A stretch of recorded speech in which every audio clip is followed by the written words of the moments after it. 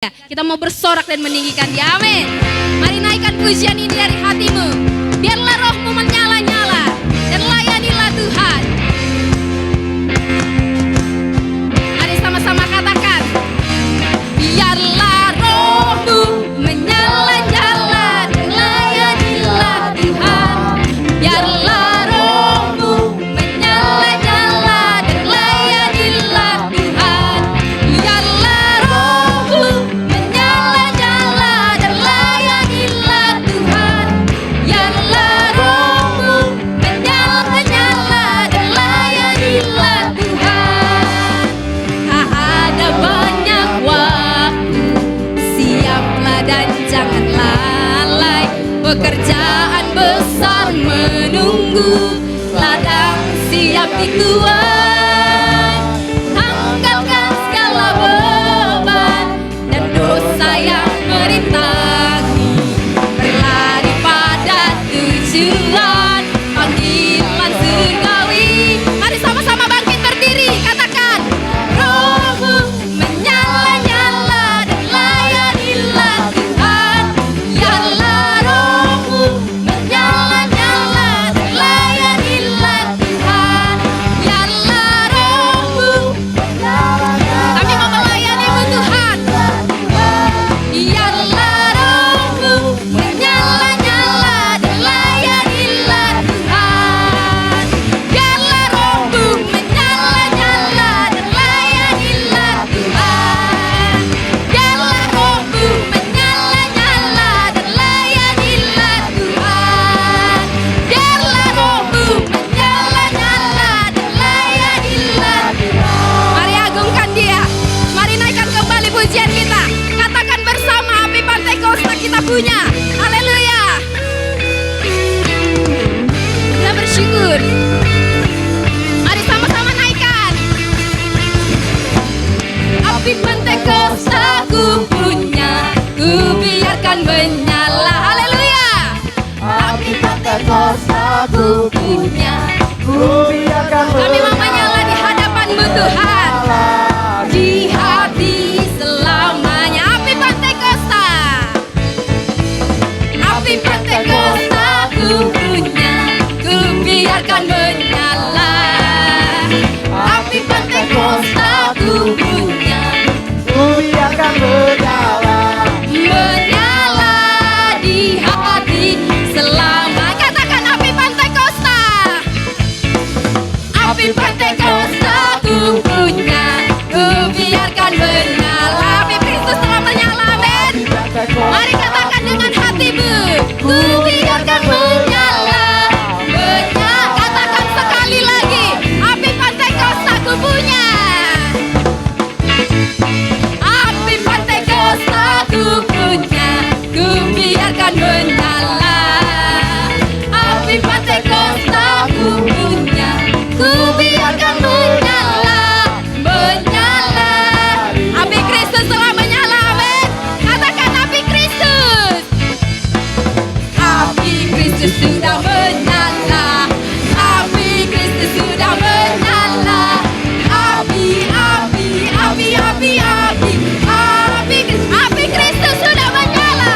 Api Kristus sudah menyala. Api Kristus sudah menyala. Api, api, api, api, api. Api Kristus sudah. Katakan lebih keras. Api Kristus sudah menyala. Api Kristus sudah menyala. Api, api, api, api, api. Api Kristus sudah menyala. Api, api, api, api, api. Api Kristus sudah menyala. Lebih keras lagi. Api, api, api, api. Api Kristus sudah menyala. Beri kemuliaan bagi Tuhan kita. Haleluya. Kami percaya api-Mu menyala dalam hidup kami Tuhan. Sebab kami tahu kuasa Roh Kudus-Mu boleh mengalir dalam hidup kami. Mari naikkan rasa syukur-Mu di hadapan Tuhan. Mari katakan pujian ini dari hatimu.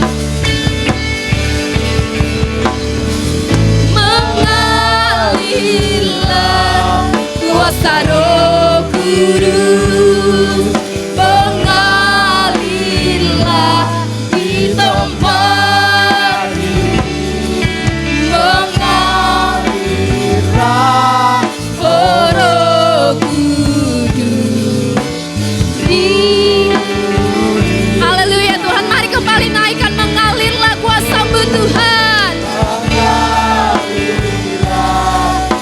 kuasa Roh Kudus mengalirlah di tempat ini, mengalirlah Roh Kudus, pulihkan, mengalirlah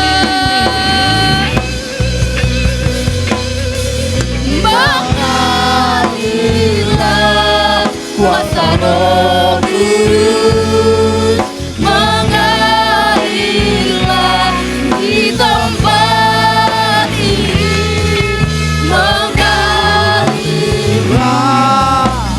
Roh Kudus, pulihkan, pulihkanku, pulihkanku,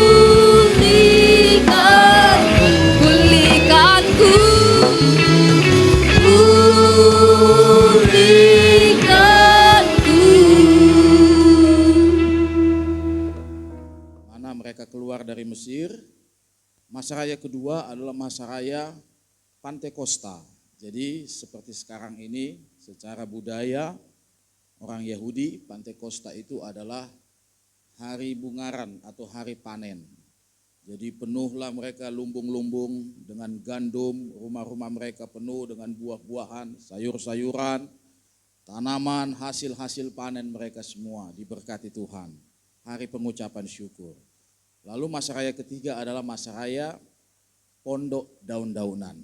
Jadi 3 masa raya ini adalah masa raya besar dan 2 sudah digenapi.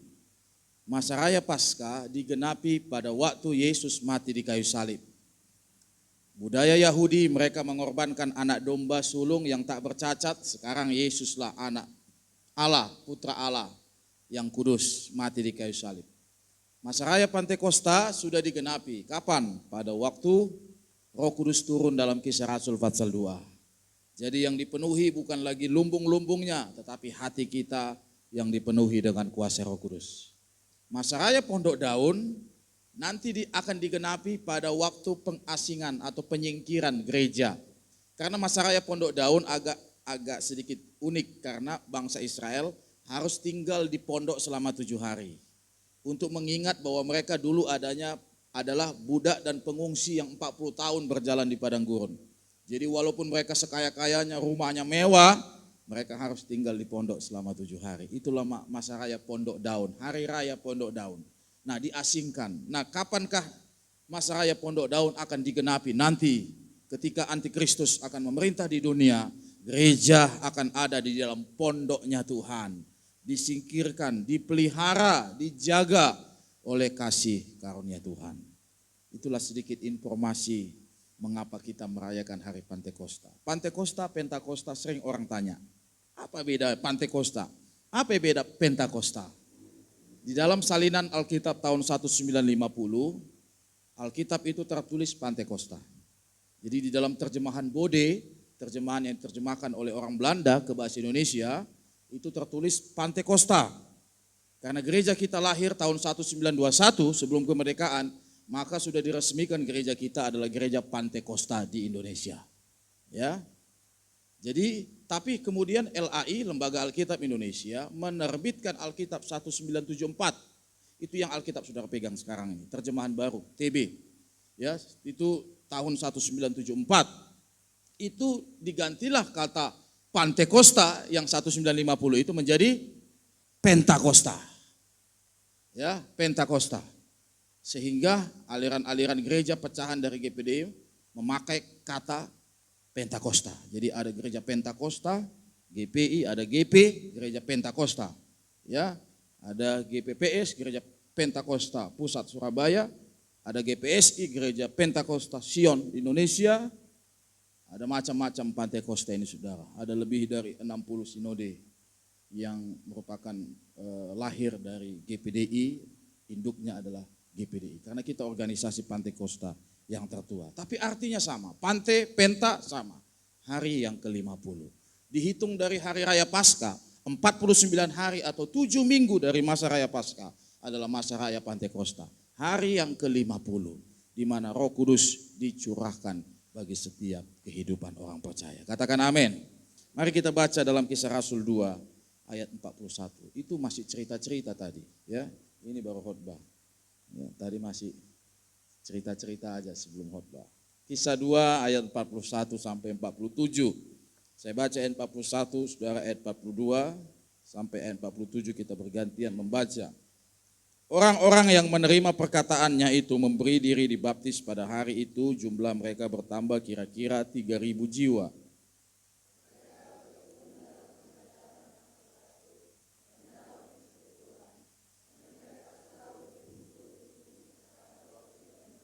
Maka ketakutanlah mereka semua, sedang rasul-rasul itu mengadakan banyak mujizat dan tanda.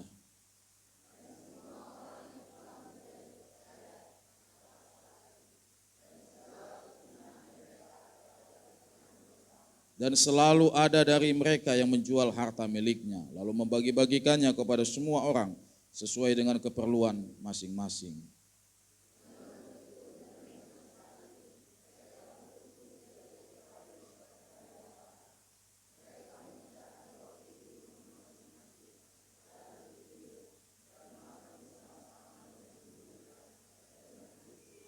Sambil memuji Allah, dan mereka semua disukai semua orang. Dan tiap-tiap hari Tuhan menambah jumlah mereka dengan orang yang diselamatkan. Katakan amin. Inilah situasi pada hari Pantekosta. Lahirnya gereja, munculnya gereja perdana, gereja pertama, gereja di Yerusalem. Makanya Yerusalem menjadi 3 agama besar yang lahir di sana. Tidak bisa kita pungkiri, pergolakan dunia ini selalu ujungnya ada pada satu kota, yaitu Yerusalem.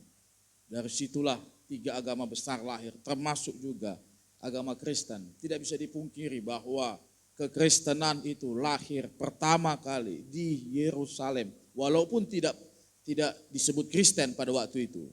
Kristen disebut di Antioquia, ya, kira-kira 15 tahun dari peristiwa Pantekosta. Tetapi saudara-saudara, gereja pertama itu adalah gereja di Yerusalem. Dan bagaimana gereja itu kemudian mendapatkan satu perkembangan yang luar biasa. Saudara perhatikan bahwa dari 120 orang, 120 murid, pada hari Pantekosta bertambah menjadi 3.000, atau kalau kita jumlah menjadi 3.120. Jadi satu kali khotbah, Petrus berkhotbah, 3.000 jiwa bertobat. Wah, luar biasa. 3.000, mereka mendapatkan sesuatu yang luar biasa.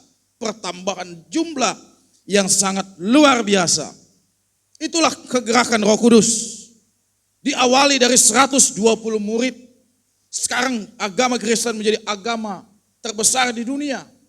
Hanya dimulai dari 120 orang saja yang bersehati, bersekutu, memohon kuasa Roh Kudus. Dan Roh Kudus menggerakkan penginjilan, menginsafkan banyak orang, menginsafkan banyak manusia, sehingga kemudian mereka bertobat, memberi diri mereka dibaptis.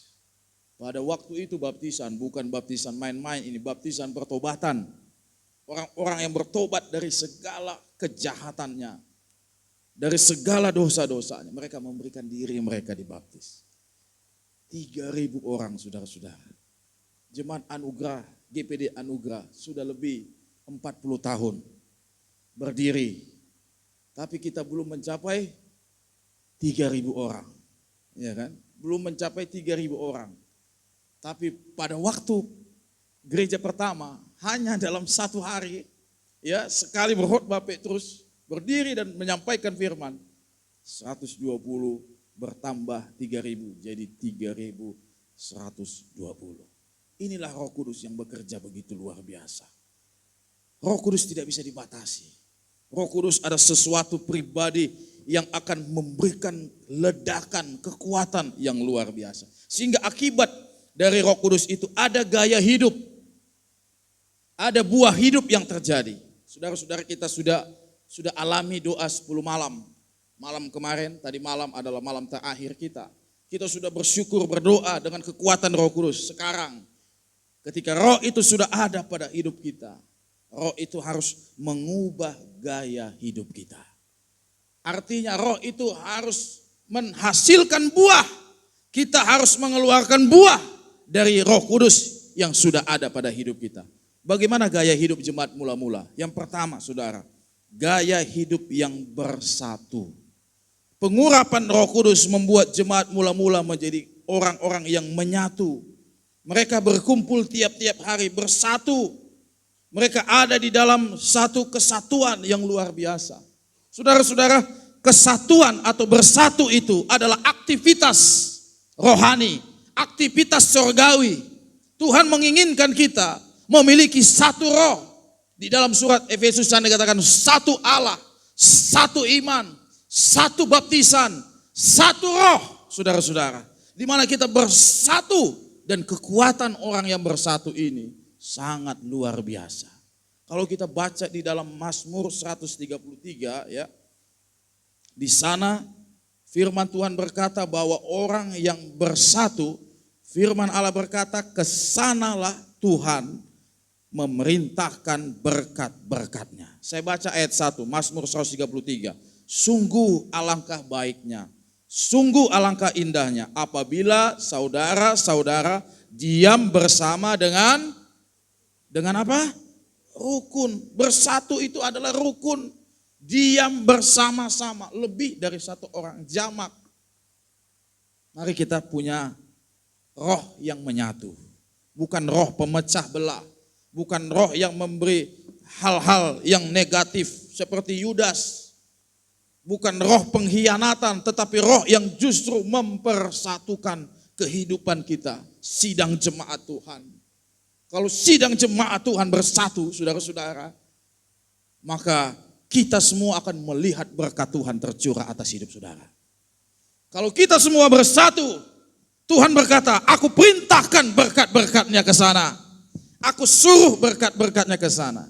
Jadi Tuhan itu gak pernah salah alamat kasih berkat. Katakan amin.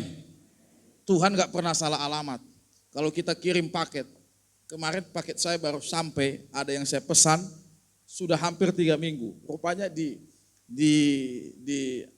GNA itu hilang paketnya. Akhirnya diganti dengan uang, lalu dibelikan lagi dengan barang yang baru. Jadi bisa hilang paket, padahal alamat yang saya kirim semua sudah tepat.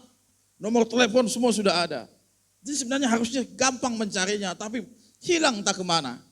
Yang seperti itu bisa terjadi di dunia. Tapi kalau Tuhan yang perintahkan berkat, Tuhan yang kirim berkat, pasti akan sampai kepada kita.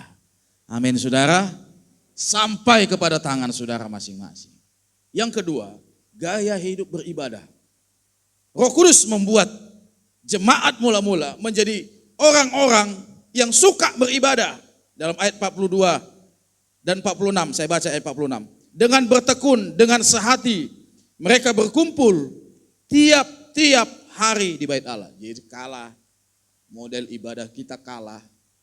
Kita kapan ibadah? Halo?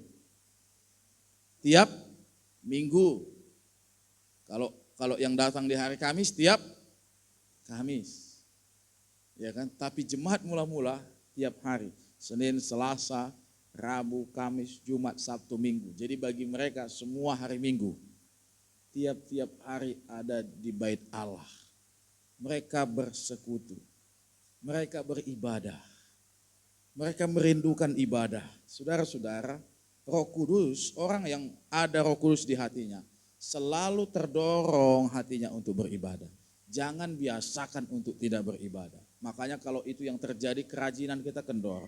Kalau sudah kendor 1-2 kali mungkin nampaknya biasa, tapi lama-lama mungkin sudah saya satu bolong 1 minggu, 1 bulan ini, 1 bulan 4 minggu bolong 1, bulan depan bolong 2, ya kan?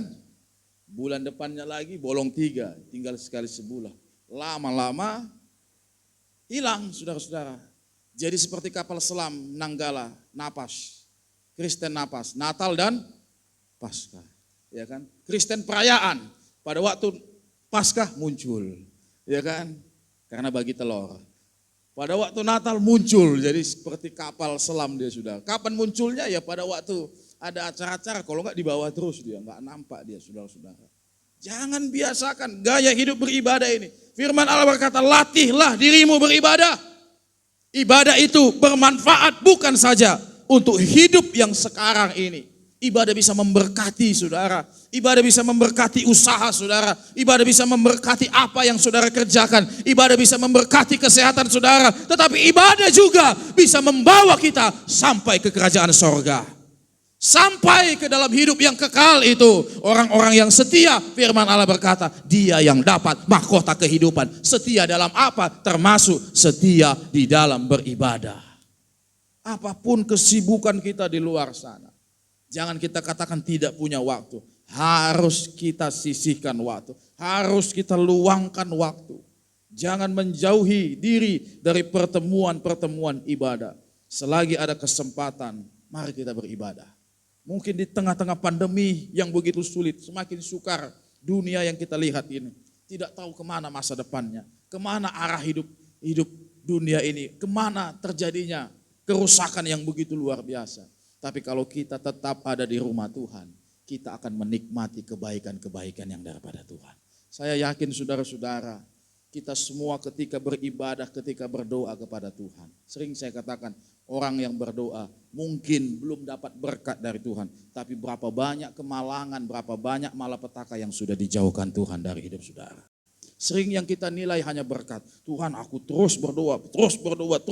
Belum ada berkat, belum ini, belum dapat ini, belum. Tapi begitu banyak kemalangan yang mau datang sebenarnya sudah dilewatkan oleh Tuhan kepada saudara. Karena saudara berdoa, karena ada perisai yang berjaga-jaga dalam hidup saudara. Mari jangan sampai roh kita padam. Jangan sampai ibadah kita mundur. Sekali tetap beribadah terus menerus. 1 tahun 52 minggu. 52 minggu aku datang ke gereja. Katakan amin. Iya kan? Tambah hari raya ada 3, ada Paskah, ada kenaikan, ada Natal. Ya kan? 52 tambah 3 jadi 55. Jadi saudara-saudara, begitu indahnya kalau kita semua menjadi pribadi-pribadi yang punya gaya hidup beribadah.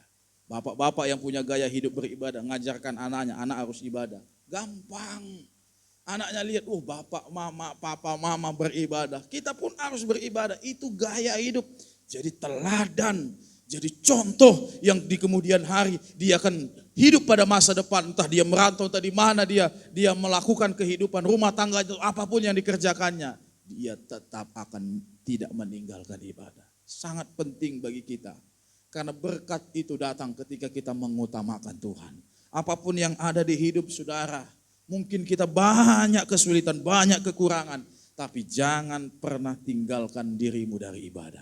Jangan pernah jauhkan hatimu dari hadirat Tuhan. Jangan pernah jauhkan dirimu dari jamahan Roh Kudus. Karena kalau kau menjauhkan hidupmu dari Tuhan, maka sebenarnya hidupmu semakin lama, semakin sukar. Kau tidak punya kekuatan menghadapi segala sesuatu. Tapi orang yang beribadah, dia punya kepuasan, dia punya kekuatan, dia punya damai sejahtera, dia punya kebahagiaan yang tidak bisa didapatkan dengan materi dan hal-hal yang ada di dunia ini. Dia dapatkan itu dari Tuhan. Amin saudara. Yang ketiga, yang terakhir, gaya hidup memberi. Ya, gaya hidup memberi. Ayatnya yang ke-45. Dan selalu ada dari mereka yang menjual harta miliknya, lalu membagi-bagikannya kepada semua orang sesuai dengan keperluan masing-masing. Saudara lihat bagaimana jemaat mula-mula. Mereka, tangan mereka pun berkorban, melakukan pemberian, kerelaan yang begitu luar biasa. Saudara-saudara, ini harus jadi kebiasaan. Memberi itu tidak pernah terjadi secara otomatis. Tapi karena sebuah kebiasaan, karena sebuah latihan yang terlatih. Yang dimana kita mengajarkan itu dan kita melatih itu. Supaya setiap orang, anak-anak kita secara khususnya terlatih untuk memberi gaya hidup ini, mendapatkan gaya hidup ini. Terlebih berkat memberi daripada menerima. Tangan yang di atas lebih tinggi daripada yang di bawah. Itulah filosofis yang harus ada di kepala, di hidup kita masing-masing. Sebab memberi, Alkitab berkata dalam Lukas pasal 7, orang berilah maka kamu akan diberi. Ukuran yang kamu pakai, untuk mengukur akan diukurkan kembali kepada kita. Jadi apa yang ada pada kita itu bisa saja terjadi karena tuaian-tuaian yang kembali kepada kita, kembali masuk kepada kita. Tuhan tidak akan salah. Yang kita tabur mangga, keluar mangga. Yang kita tabur durian, keluar durian. Yang kita tabur padi, keluar padi. Seperti itu sudah tidak akan berubah jenis di kemudian hari. Karena apa yang kita tabur itu yang kita tuai. Mari kalau kita ingin diberkati Tuhan, salah satu kuncinya yang sangat luar biasa adalah memberi. Karena itulah caranya bagaimana prinsip berkat itu terjadi. Banyak ayat-ayat mengenai berkat. Banyak sekali ayat mengenai berkat. Tapi itu akan terjadi kalau kita kerjakan hukumnya. Hukum berkat adalah memberi. Itulah hukumnya. Ketika kita memberi, maka Alkitab berkata kita pun diberi. Dan takaran dalam memberi itu juga yang menjadi takaran Allah untuk memberikan apa yang menjadi milik bagian kita. Tidak pernah sia-sia ketika kita melakukannya untuk Tuhan. Amin saudara. Amin saudara. Jadilah giver mentality. Orang-orang yang punya mental untuk memberi, membagi, melakukan segala sesuatunya untuk kemuliaan Tuhan. Itulah gaya hidup yang luar biasa. Mereka bukan saja dipenuhi Roh Kudus, tapi Roh Kudus menghasilkan buah-buah yang begitu manis. Kita tidak bisa memilih cara kita mati. Saudara tidak bisa pilih cara mati. Kalau disuruh pilih, semua pilih lagi berdoa. Semua pilih lagi menyembah. Semua pilih lagi ibadah. Tapi saudara dan saya bisa memilih cara hidup. Saudara mau jadi berkat atau tidak. Saudara yang memilih. Amin saudara. Saudara mau diberkati atau tidak. Saudara yang memilih. Semua ada pada pilihan kita. Cara matinya tidak ada yang bisa kita pilih. Tuhan aku mau mati begini. Tuhan aku mau dalam posisiku seperti tidak ada saudara. Biar kita punya keinginan Tuhan yang menentukan. Tapi selagi kita hidup kita punya kesempatan untuk bisa menjadi berkat. Sekecil apapun saudara punya potensi untuk jadi berkat. Mungkin saudara berpikir mungkin aku harus jadi orang yang kaya dulu. Baru bisa punya sikap memberi. Belum, tidak saudara. Lakukan prinsip ini. Maka kita akan diberkati Tuhan. Karena segala sesuatu belum terjadi. Karena hukumnya belum kita kerjakan. Sekali lagi, hukum berkat itu ada di dalam Alkitab. Hukum kelimpahan itu ada di dalam Alkitab. Di dalam Kejadian 26, ketika tanah di Filistin sukar, sangat buruk hasilnya, maka menaburlah Ishak. Ketika terjadi kelaparan, justru Ishak menabur. Saudara bayangkan, terjadi kelaparan dia menabur. Orang terjadi kelaparan dia harusnya menyimpan, betul nggak saudara ya? Terjadi kelaparan dia menyimpan, tapi Kejadian 26 nanti saudara baca di rumah. Ketika masa kelaparan terjadi, Ishak justru menabur. Maka apa yang terjadi kepada dia? Diberkati, diberikan berlipat kali ganda. Kenapa? Karena dia mengerjakan hukum itu. Hukum itu tidak bisa terjadi kalau kita tidak mengerjakannya. Hukum itu hanya terjadi ketika kita mengerjakannya. Ketika kita mengerjakannya, keluarlah tuaian-tuaian yang Tuhan berikan, Tuhan persiapkan bagi setiap hidup saudara.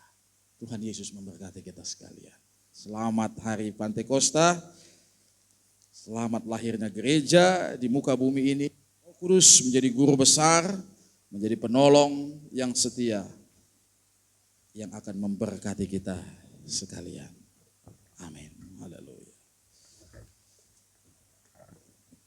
Amin. Mari kita bangkit.